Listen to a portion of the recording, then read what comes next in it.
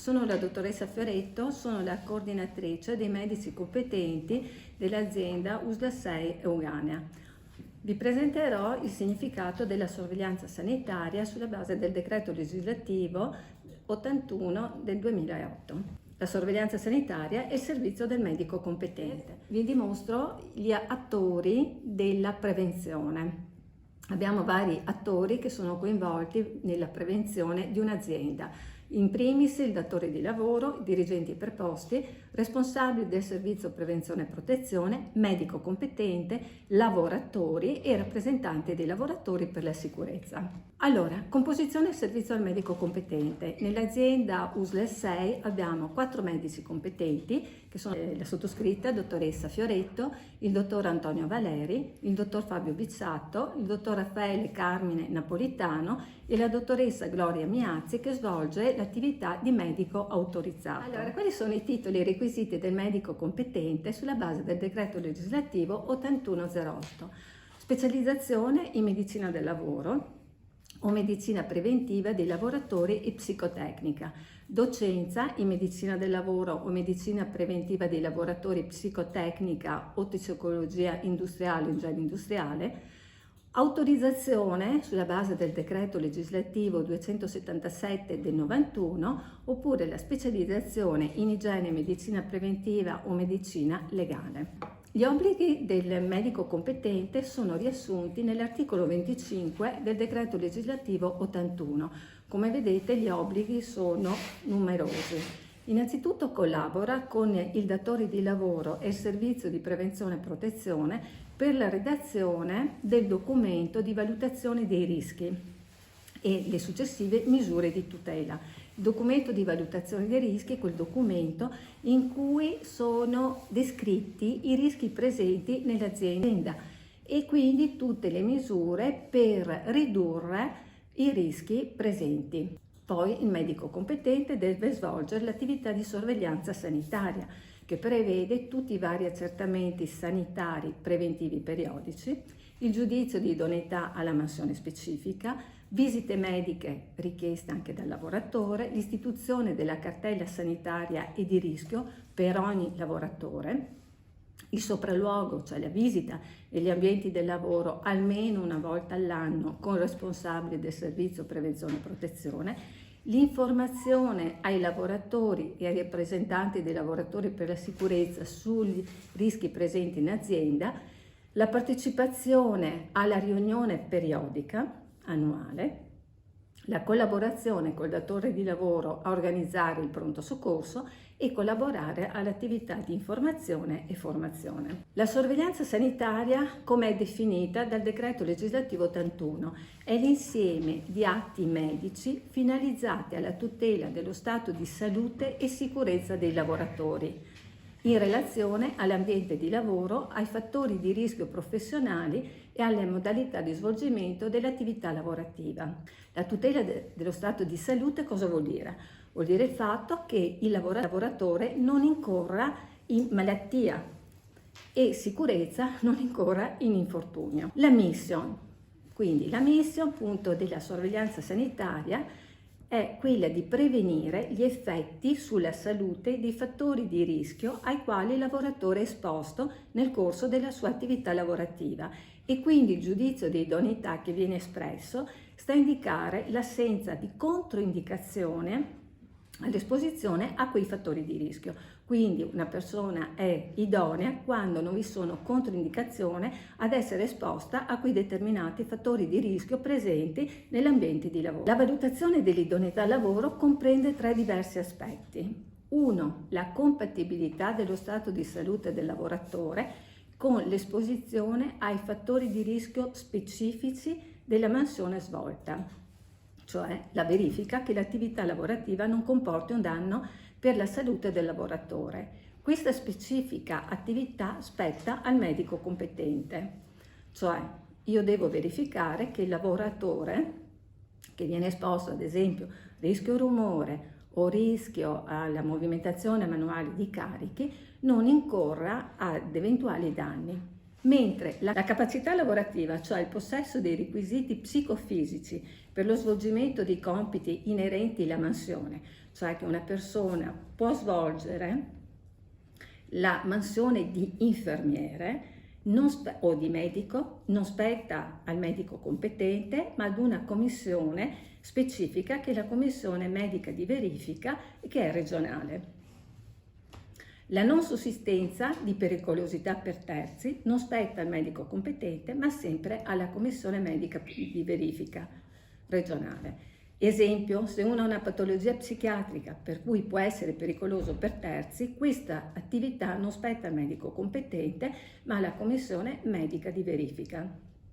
Quindi il compito del medico competente è quello di dare l'idoneità alla mansione specifica, cioè per quell'attività lavorativa che andrà a svolgere. Destinatari della sorveglianza sanitaria sono i lavoratori che hanno un rapporto di lavoro subordinato e gli utenti dei servizi di orientamento o di formazione scolastica, universitarie e professionali avviati presso le aziende sanitarie per perfezionare le loro scelte professionali, in pratica gli studenti, allievi di corsi universitari di formazione professionale.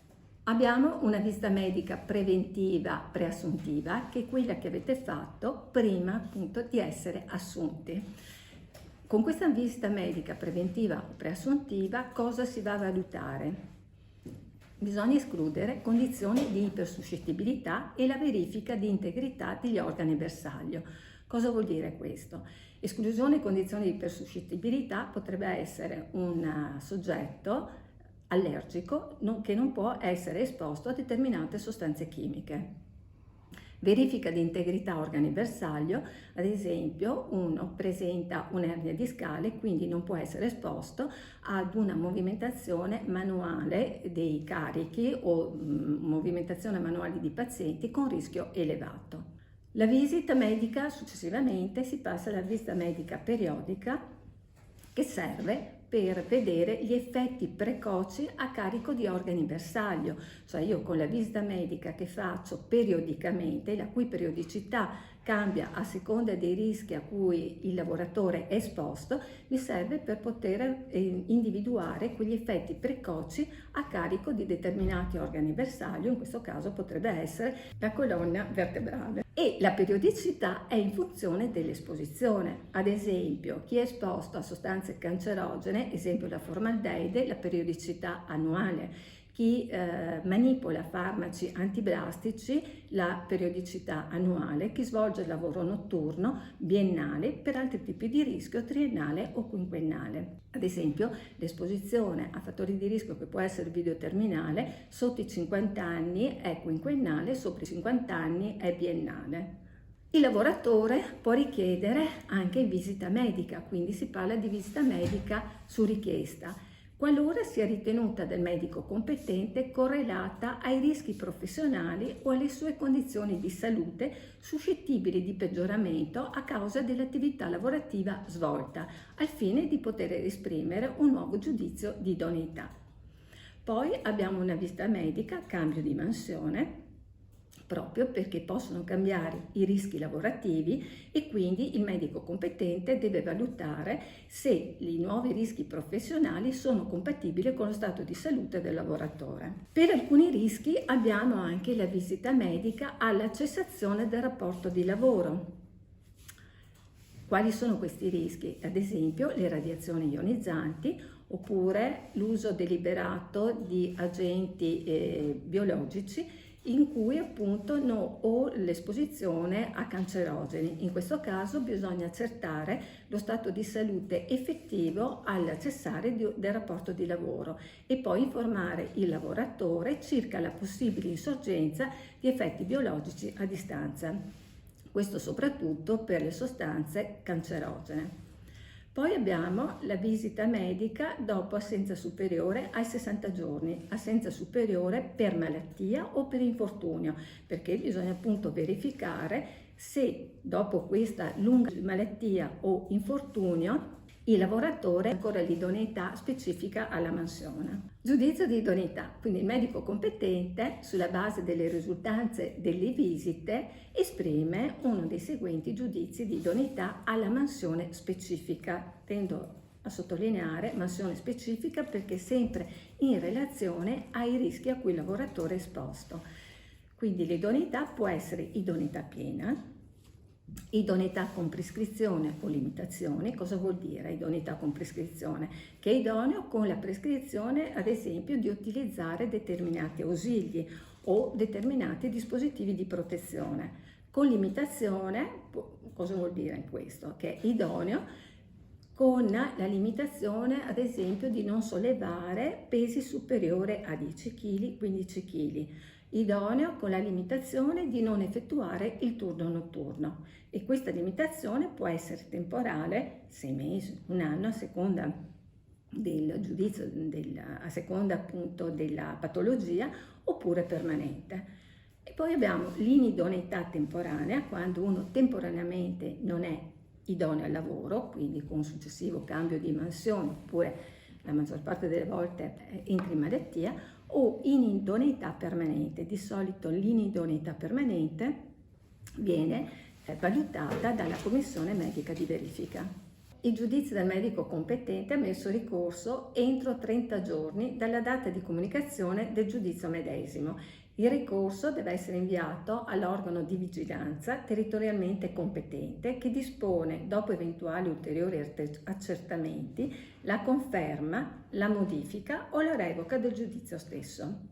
Nell'azienda USL 6 abbiamo predisposto la procedura aziendale, la PC06, riguardante la sorveglianza sanitaria, che è stata pubblicata in intranet. Come vedete, questa procedura è stata firmata dal direttore generale e dal direttore sanitario. Nella procedura viene appunto esplicata lo scopo, il campo di applicazione, le responsabilità e le descrizioni delle attività riguardanti la procedura aziendale. Questo è un protocollo di esempio. Lo trovate nell'allegato 1 della procedura. Vedete, è riportata la tipologia di rischio. Esempio, rischio biologico, uso deliberato di agenti biologici, il riferimento normativo, la visita medica preventiva, cioè in cosa consiste, e la tipologia di esami da effettuare, la periodicità di questa sorveglianza sanitaria. Vedete, in questo caso la periodicità è biennale, e l'unità operativa dove troviamo questo rischio. Poi, altro esempio, movimentazione manuale di carichi e pazienti. Anche qui riferimento normativo, la visita medica e gli accertamenti previsti, e vedete poi la periodicità dipende dall'entità di esposizione al rischio. Allora, per quanto riguarda il rischio da movimentazione si utilizza il cosiddetto metodo MAPO, che misura l'indice di rischio da movimentazione. Se l'indice è alto, MAPO superiore a 5, la visita è biennale. Se è medio, cioè tra 1,5 e 5, la visita è quadriennale. Se invece l'indice MAPO è basso, la visita è quinquennale. Poi vedete i cancerogeni, la visita è annuale, e il cancerogeno lo troviamo ad esempio in anatomia patologica. Contatti: questi sono i medici competenti presenti nell'azienda USL 6, i riferimenti con i relativi numeri telefonici che potete contattare